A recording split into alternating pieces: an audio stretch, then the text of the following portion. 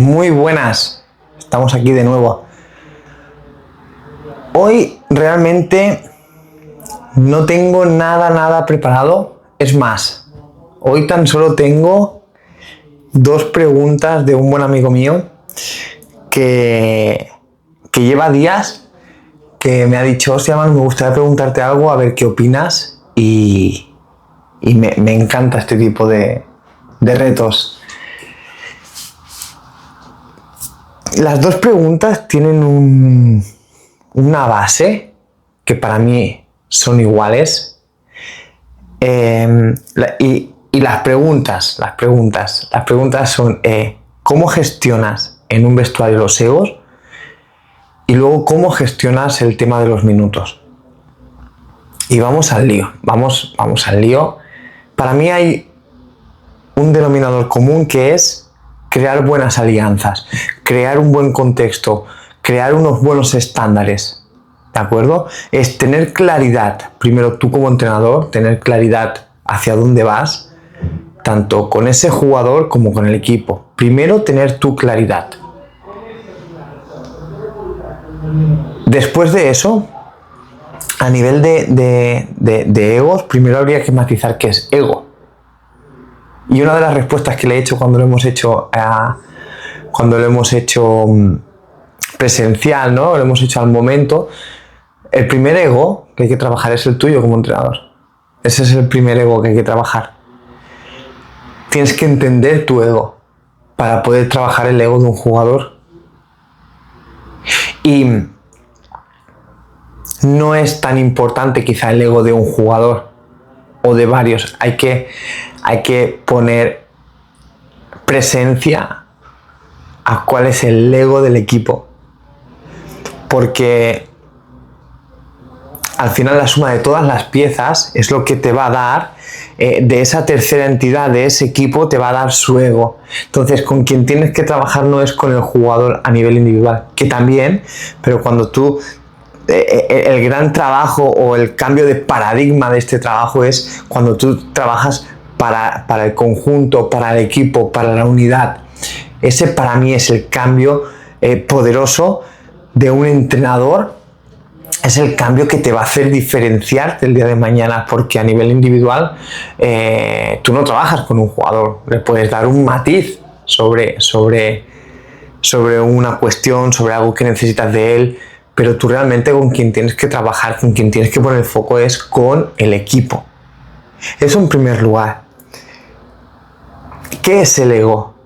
El ego, ¿no?, está como muy desvirtualizado ahora mismo, ¿no? Pero lo que es el ego para mí, el ego es de esta mente dual que tenemos. Para ponerle un nombre mucho más simple, más comprensible, ¿no? El ángel y el demonio, ¿no? Pues el ego es esa parte reptiliana nuestra, es esa mente que nos lleva a vivir las situaciones desde el miedo, a percibir el mundo desde el miedo, a mirar el mundo con juicio, a observar el mundo con culpa, o incluso culparte tú mismo. Un jugador que no juega te va a culpar a ti como entrenador, obvio, pero si tú creas unas buenas bases, te va a ser mucho más fácil de llevar. Si creas unos buenos estándares sistémicos, es decir, de equipo, el jugador por sí solo se va a hacer notar de que no está dentro de lo que serían los estándares que el mismo equipo ha creado, porque no es lo mismo que tú crees un estándar que ayudar a crear un estándar. No tiene nada que ver una cosa con la otra, porque una cosa es impuesta y la otra es hecha de una manera colaborativa y conjunta hacia un lugar. Por lo tanto, hay mucho más compromiso. Esa es la manera en la cual, o una simple manera, ¿no?, de cómo trabajarían los egos. Primero, generar unos estándares y unos acuerdos de cómo el equipo quiere estar. Y a partir de ahí, entender tus propios egos, entender qué es el ego, escucharte y ver cuándo tu ego sale, intentar trabajar sobre ese ego. Porque eso te va a dar mucha más claridad, te va a dar mucha más soltura de cómo ayudar a tus jugadores. Y sobre todo lo que decíamos antes, el ego común. ¿Cuál es el ego común? Porque cada equipo tiene una identidad propia, aunque haya cosas que sean símiles de otros equipos o símiles de los sistemas, pero tú tienes que trabajar con la identidad de ese equipo y con esos egos. Y tan solo tienes que ser un espejo para que ellos se vean, porque ese es el mayor aprendizaje que se van a llevar, que les puedas hacer de espejo. Y el tema del minutaje, en primer lugar, la entrevista previa, la entrevista para fichar o la entrevista para acordar la renovación, miras la temporada pasada, que para esto tengo una plantilla, miras la temporada pasada, se honra esa temporada, se mira y se trabaja y se conversa, ¿no?, sobre cómo ha sido vuestra temporada en caso que sea una renovación, y luego empezamos a preguntar sobre futuro, ¿no? Es una sesión exploratoria que le llamo yo para el jugador, y a partir de ahí una relación de sinceridad. ¿Qué esperas tú como jugador y qué espero yo como entrenador? ¿Qué esperas tú de mí y qué espero yo de ti? Y por ahí, claridad en el proceso, claridad en vuestra relación. Y una pregunta que es muy poderosa: ¿quién vas a ser tú si no tienes minutos?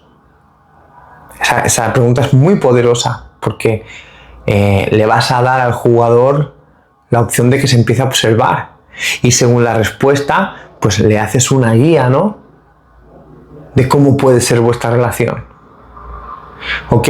Y luego una vez que estáis en temporada y quizá el jugador no tiene los minutos que él cree que se merece, que esto siempre pasa, el jugador siempre se cree que se merece más minutos, poder tener conversaciones poderosas e incómodas de qué está pasando, de quién estamos siendo tú y yo conjuntamente, dónde no nos estamos entendiendo, quién estás siendo tú cuando no juegas, y coger la conversación aquella, si es necesario, para traerla a tierra y ver cómo esa conversación tiene un impacto, y sobre todo poder crear una nueva relación, una nueva manera de estar conjunta, ya sea con más o menos minutos, pero cómo queremos estar de una manera conjunta.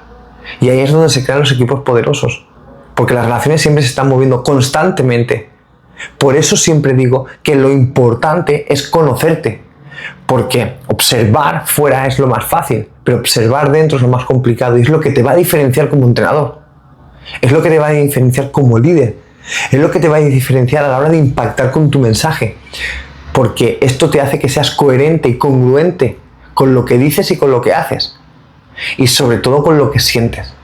Y esto es lo que hace que diferencie un entrenador que te sigue desde el poder y no desde la fuerza, que tengas que estar tirando constantemente de tu equipo, porque lo importante es crear relaciones sanas y poderosas y acuerdos donde todos vayamos al mismo lugar. Pero para eso necesitas ser consciente tú de cómo te relacionas tú contigo, cómo te relacionas con el mundo, qué objetivos tienes, qué inquietudes. Y esa es la clave. Primero tú, luego observo al equipo, y por último, cómo trabajo a nivel espiritual el rival. Si te gusta este contenido, dale a la campanilla, dale al like, sígueme para que te llegue todo lo que se viene, para que te llegue todos los vídeos poderosos que se vienen. Si realmente quieres ser un entrenador diferente, quieres estar por encima del resto, si realmente quieres dar un salto para que los jugadores te sigan y sobre todo que tu mensaje impacte y cale, este es el lugar. Desde un lugar humilde, desde un lugar de trabajo personal, desde un lugar de experiencia, este es el lugar. Con mucho cariño, con mucho amor y con mucha sinceridad.